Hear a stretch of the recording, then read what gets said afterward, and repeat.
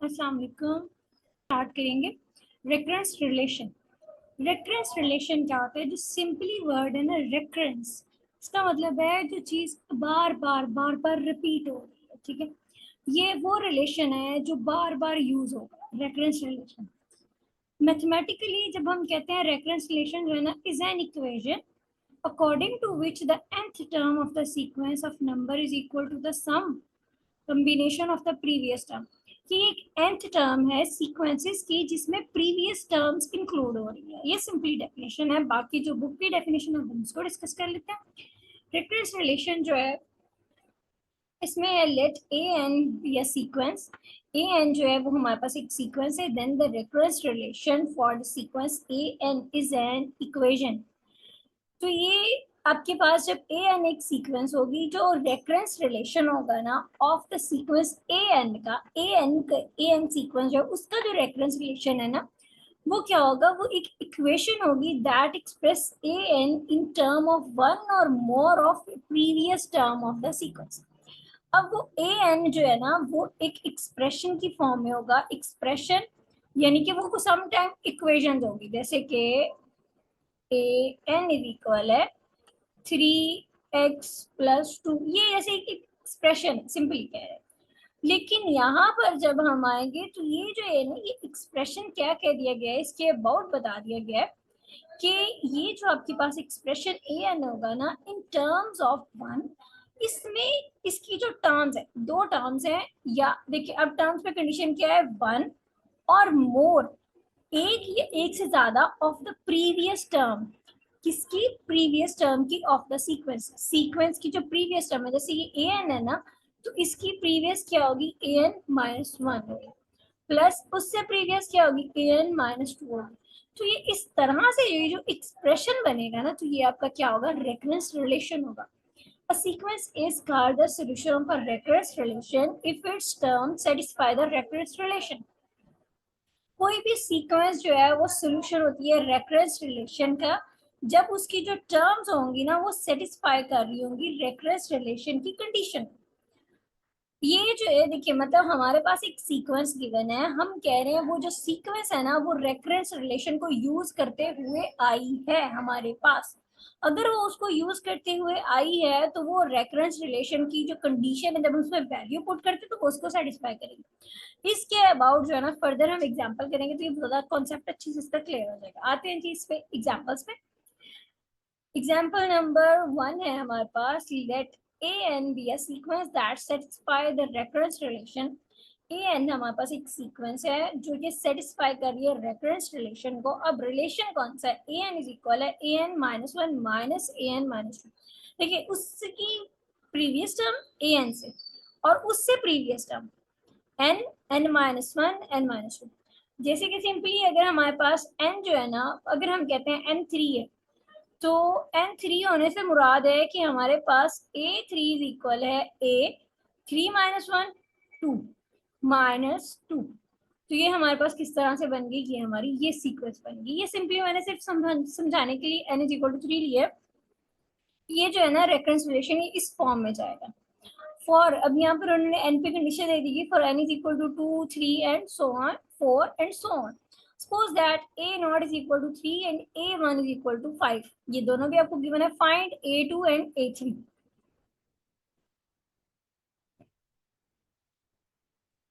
Given that the recurrence relation, हमारे पास जो रेकरेंस रिलेशन दिया गया है ए एन इज इक्वल है a n -1 minus a n -2 for n is equal to 2 3 4 and up to so on. Put put क्योंकि हमें start दिया गया n इज इक्वल टू 2 से, तो हमें n इज इक्वल टू 2 से स्टार्ट करना है। Put n is equal to 2। हम इस इक्वेशन में रेफरेंस में n को 2 पुट करते हैं तो a2 इज इक्वल है a2 -1, it mean 1 minus a2 -2 मतलब a0। अब इम्प्लाइज, अब हमारे पास इन दोनों पॉइंट्स की वैल्यू जो हमें क्वेश्चन में गिवन है, हम इन दोनों की वैल्यूज पुट करते हैं। a1 की वैल्यू 5, a0 की वैल्यू 3, हम इनकी वैल्यू पुट करेंगे तो a2 is equal to 2। Next हमने क्या फाइंड करना है? a3 हमने फाइंड करना है। Also put n is equal to 3, a3 is equal है a2 minus a1 implies a3 is equal है अब a2 की वैल्यू 2 और a1 की वैल्यू है +5, तो ये पुट करने से आपको वैल्यू मिल जाएगी।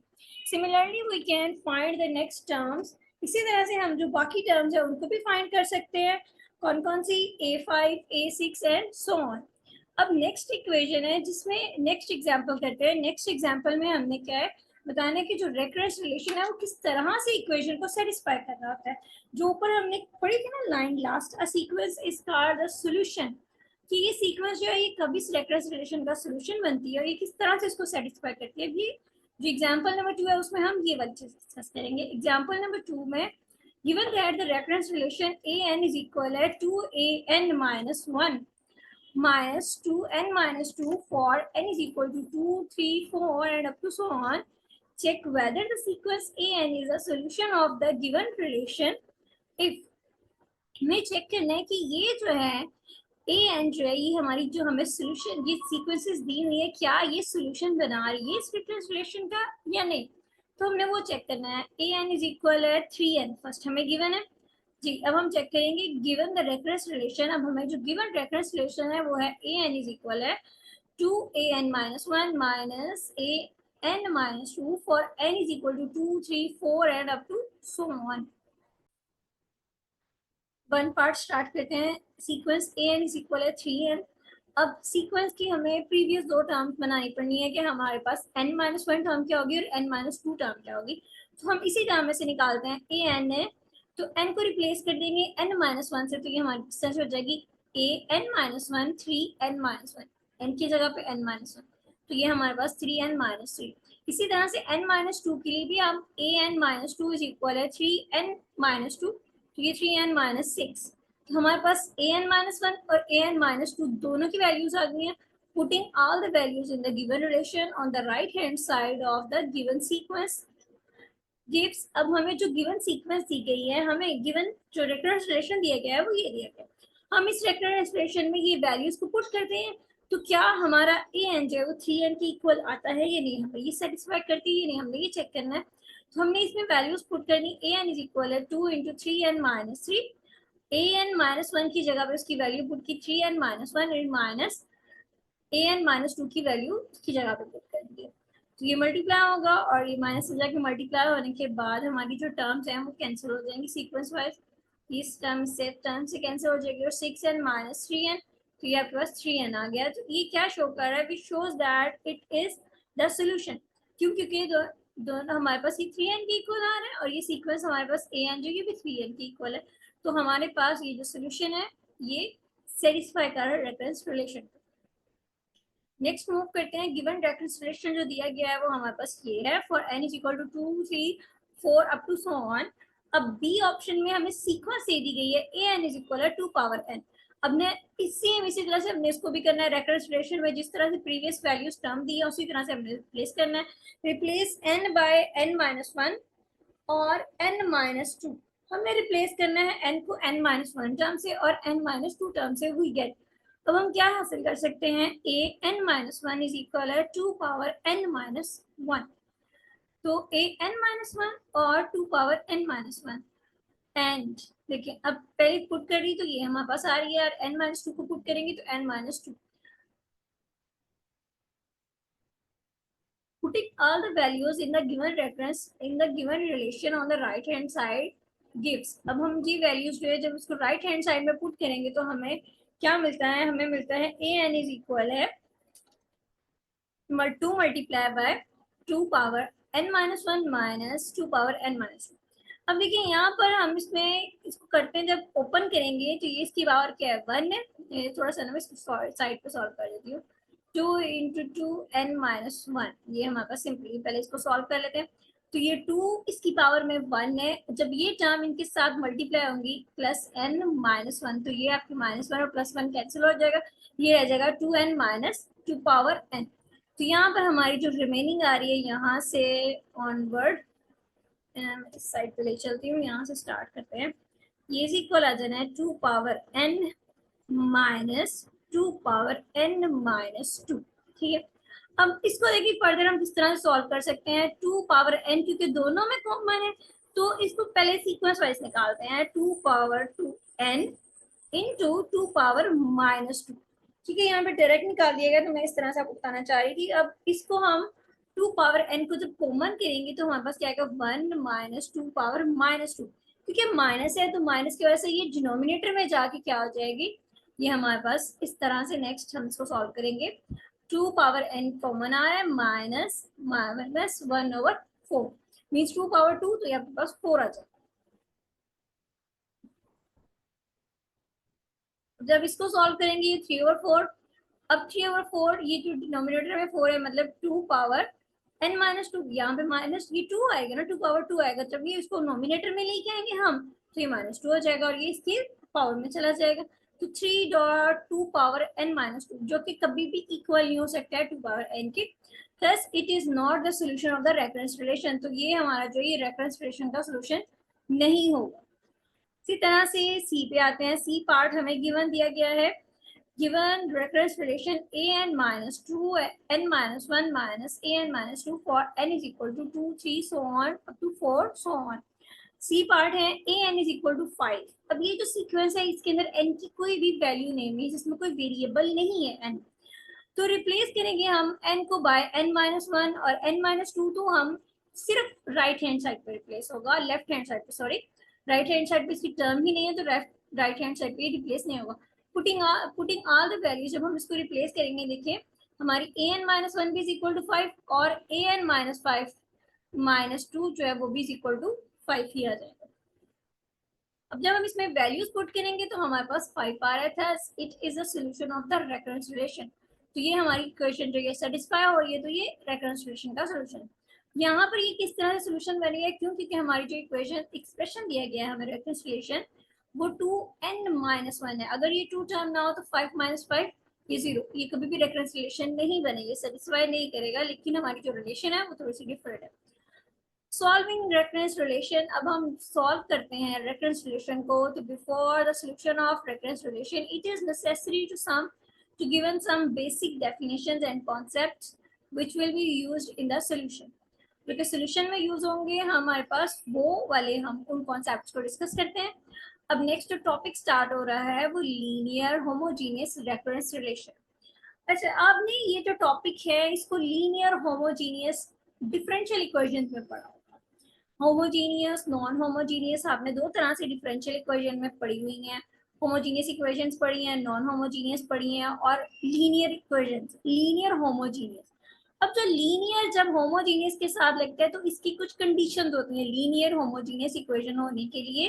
लीनियर के लिए फर्स्ट कंडीशन तो ये होती है कि जो इसकी पावर है वो हमेशा लीनियर, लीनियर इक्वेशन जहां पर भी आ जाती है मींस उसकी पावर में स्केयर नहीं आना चाहिए, कभी भी स्केयर से अप टू मतलब सिंपल 1 पावर होगी, 1 से पावर ग्रेटर नहीं जाएगी। और लीनियर में जब होमोजीनियस के साथ ये अटैच होता है तो इसकी राइट हैंड साइड पे जितनी भी टर्म्स होंगी सभी में वेरिएबल आएगा कांस्टेंट के साथ, कभी भी कांस्टेंट सिंगल टर्म में नहीं है। ये कंडीशंस है जिनको आपने याद रखना है। ये कंडीशन फर्दर इस टॉपिक में मेंशन भी की गई हैं, लेकिन मुझे था कि मैं थोड़ा सा एक्सप्लेन कर दूं स्टार्ट में कि ये टॉपिक किस तरह से होगा। अब यहाँ पर जो रेफरेंस रिलेशन बनाए जाएंगे वो रेफरेंस रिलेशन जो होंगे वो लीनियर होमोजीनियस पे बेस कर रहे होंगे, मतलब उनके ऊपर जो कंडीशन लग रही है वो लीनियर होमोजीनियस की कंडीशन लग रही है उन रेफरेंस रिलेशन के ऊपर। A linear homogeneous reference relation of degree k with constant coefficient is the recurrence relation of the form। Linear homogeneous reference relation जिनकी डिग्री हमारे पास k है और डिग्री के होने के बावजूद साथ हमारे पास क्या है, कांस्टेंट कोएफिशिएंट है उस रेफरेंस रिलेशन के अंदर, जिसकी फॉर्म है हमारे पास an is equal है c1 an minus 1 plus c2 an minus 2 plus c3 an minus 3 up to so on ck an minus k, where c1 c2 cn जो है ये हमारे पास any real numbers है और ck does not equal to 0। Means हमारे पास जो last term है वो इसके साथ मल्टीप्लाई हो रही है वो 0 नहीं होगी, क्यों, क्योंकि उसके 0 होने से हमारी ये टर्म भी 0 हो सकती है। Note that the reference relation given in the equation 1 is linear. ये जो ये लीनियर है because the right hand side is the sum of the previous term of the sequence. अब जो राइट हैंड साइड है ये हमारे पास क्या है, ये सम है इसकी जितनी भी प्रीवियस टर्म्स हैं उनका ऑफ द सीक्वेंस। सीक्वेंस कौन सी सीक्वेंस की, ए एन सीक्वेंस की जितने भी प्रीवियस टर्म्स है, देखिए जैसे ए एन माइनस 1 है, a n minus 2, a n minus 3 so on a n minus k. तो ये सारी इसकी प्रीवियस टर्म्स आ रही हैं जिनका सम जो है वो an के इक्वल आएगा। तो ये हमारी जो प्रीवियस टर्म का सम है और ये लीनियर है क्योंकि इनकी पावर्स 1 है। And each term is multiplied by a function of n with the highest power of AJ's as unity. कि ये जो मल्टीप्लाई हो रहे हैं जिस फंक्शन के साथ वो an जो AJ's हैं, मतलब बताया गया है AJ's वेरिएबल के तौर पे यूज हो रहे हैं, यहाँ पे फंक्शंस के तौर पे C1 C2 जो है वो कॉन्स्टेंट्स के तौर पे यूज हो रहे हैं। तो उनकी जो हाईएस्ट पावर है वो हमारे पास क्या है, वो यूनिटी। जो बाकी जो टॉपिक है इसको हम कल डिस्कस करेंगे, लीनियर होमोजीनियस को। अब जरा हम एक्सरसाइज 5.1 के जो क्वेश्चंस इन टॉपिक से रेलिवेंट है उनको कर लेते हैं जी। क्वेश्चन नंबर 5.1 एक्सरसाइज का क्वेश्चन नंबर 1 है, find the first 6 terms of the following sequence defined by the recurrence relation with the initial conditions.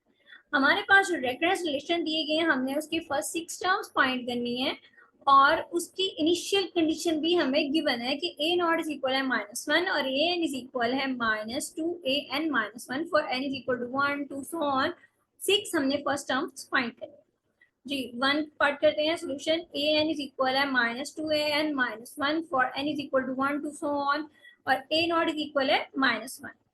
तो given the recurrence relation is, जो रिकरेंस रिलेशन हमें गिवन है उसमें ए एन इज इक्वल है -2 a n -1 for n is equal to 1 2 so on. अब put करने से सबसे पहले हमने n इज इक्वल टू 1, जब हमने n is equal to 1 put किया तो a1 इज इक्वल है -2 a nought implies a not is equal है -1, हमें गिवन है कंडीशन। तो हमने a1 a नॉट की वैल्यू पुट कर दी, हमारे पास a1 की वैल्यू होगी 2। इसी तरह से n is equal to 2, n is equal to 2 और हम a2 जब हम पुट करेंगे तो यहाँ पर हमारे पास n -1 इट मीन्स a1 आएगा। तो इम्प्लाइज अब हम यहाँ पर a1 की वैल्यू पुट करते जाएंगे, मीन्स ये हमारी जो रेकरेंस रिलेशन है ना ये रिलेशन बार बार रिपीट होगी और इस रिलेशन में हम जितनी वैल्यूज आती जाएंगी प्रीवियस टर्म्स हमारी उनको पुट करते जाएंगे। इसी तरह से put n is equal to 3 क्योंकि हमें अप टू फर्स्ट 6 टर्म्स चाहिए, एक हमें गिवन है बाकी हमें फाइंड करनी है। तो n is equal to 3 put करेंगे तो a3 इज इक्वल है -2 a2 इम्प्लाइज ये हमारे पास टर्म आ गई a3। इसी तरह से हमारी a4 a5 और ये हमारी फर्स्ट 6 टर्म्स जो है वो कंप्लीट हो गई। नेक्स्ट सोल्यूशन पे आते हैं। सोल्यूशन हमारे पास जो है रेकन्सिलेशन जो है पार्ट बी का, ए एन इज इक्वल है a n -1 minus a n -2 for n is equal to 3 so on up to with. अब क्योंकि इसमें दो टर्म्स आ गई हैं तो हमारे पास दो की कंडीशन दे दी कि ए नॉट इज इक्वल टू 2 और ए वन इज इक्वल टू -1। तो गिवन रेकरेंस रिलेशन है हमारे पास ये और n इज इक्वल टू 2 से ये स्टार्ट होगा। तो put n is equal to 2, हमने n को जब 2 पुट किया तो a2 इज इक्वल है a1 minus A not implies a1 की वैल्यू जो है हमारे पास वो भी गिवन है और a नॉट की वैल्यू भी गिवन है। हमने इन दोनों की वैल्यूज पुट कर दी तो a2 is equal to -3। Next हमने पुट करना है n इज इक्वल टू 3, तो n is equal to 3 is equal है a2 minus a1 imply a2 की वैल्यू है -2 और a1 की वैल्यू हमारे पास है -1। तो इनकी वैल्यूज पुट करने से हमारे पास a3 की वैल्यू होगी जी -2। इसी तरह से इसकी बाकी दो टर्म्स को भी हम सॉल्व करके बाकी इसकी 6 टर्म्स पूरी कर लेंगे। Next question number part C पे आता है क्वेश्चन नंबर 1 के। तो ए एन इज इक्वल है हमारे पास n -1 plus a square n -2 for. अब हमारे पास जो रेकरेंस रिलेशन है हम ये देखें उन्होंने यहाँ पर स्क्वायर लिया हुआ है a square n -2 for n is equal to 3 4 so on जी। तो इसके ऊपर स्केयर है for n is equal to 2 3 4 so on. Put करते हैं n इज इक्वल टू 2, हम n को 2 पुट करते हैं तो a2 इज इक्वल है 2a1 plus a not square. अब यहाँ पर a नॉट की वैल्यू हमें गिवन है और a1 की वैल्यू गिवन है तो इनको पुट कर देते हैं। a2 की वैल्यू आ गई हमारे पास 1। इसी तरह से put n is equal to 3, अब हम n को 3 पुट करेंगे तो हमारे पास ये वैल्यूज जो है a2 की वैल्यू हमारे पास 1 आ रही है देखिए क्योंकि, और a1 की वैल्यू जो आ रही है वो 0 आ रही है, तो हमारे पास इसका आंसर भी आ जाएगा जी। क्वेश्चन नंबर सी तक हम आज करेंगे और क्वेश्चन नंबर डी से ऑनवर्ड जो है वो कल के लेक्चर में करेंगे और हम बाकी जो रिमेनिंग टॉपिक होंगे उनको डिस्कस करेंगे। नेक्स्ट हम पुट करेंगे n इज इक्वल टू 4 और उसके बाद हम पुट करेंगे n इज इक्वल टू 5 और हमारी 6 टर्म जो है वो कंप्लीट हो जाएगी। नेक्स्ट इंशाल्लाह अगले लेक्चर में हम ये जो है क्वेश्चन नंबर डी से ऑनवर्ड करेंगे। और आई थिंक सो ये आप लोग खुद भी कर सकते हैं, काफी इजी है। मैं सिर्फ इसको थोड़ा थोड़ा सा डिस्कस कर दूंगी, ज्यादा डिटेल में मैं डिस्कस नहीं करूंगी इनको, क्योंकि ये वही है जो आपने सीक्वेंसेस पढ़ी हुई हैं। अरिथमेटिक सीक्वेंस, हमने अरिथमेटिक सीक्वेंस पढ़ने से पहले हमने ये स्टार में सीक्वेंसेस पढ़ी थी, तो ये उस अकॉर्डिंग उससे सॉल्व किए हुए हैं, उन्हीं से क्वेश्चन बने हुए हैं ये सॉल्व करके। रेफरेंस रिलेशन जस्ट ये है कि यहाँ पर एक रेफरेंस रिलेशन डिफाइंड होती है, वहां पर भी डिफाइन होती है, लेकिन वो इससे कंपैरेटिव इजी होती है। ठीक है, अब बाकी हम जो है वो अगले लेक्चर में डिस्कस कर लेंगे इंशाल्लाह। अल्लाह हाफ़िज़।